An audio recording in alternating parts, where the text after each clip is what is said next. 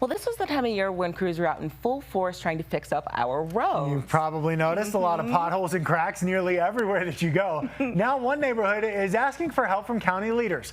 Your reporter in Jefferson County, Andrew Hobner, shows us their concerns.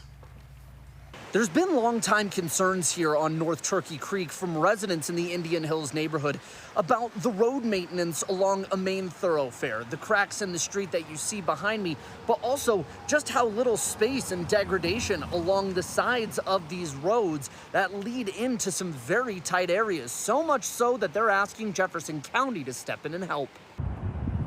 I'm riding with Paul Olson on North Turkey Creek Road. It's gone over the edge here. He's lived up here for years and was once a traffic engineer working on several state and federal highway projects, and he thinks something needs to be done. This is not a simple repave thing.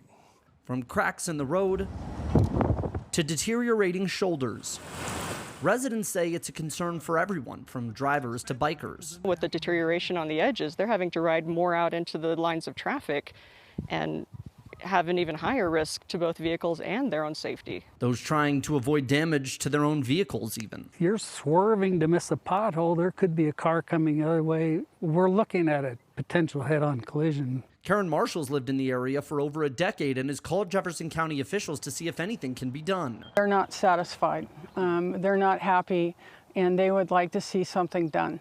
As the concern in the community also includes road damage that could make the area impassable in the event of an emergency. We got a real problem because there isn't a lot of outlets to this area. As we drive with Paul, you can see cracks and wear, an indicator, he says, of how many more trucks and cars use the road now. Talk about road taxes, trucks do the most damage.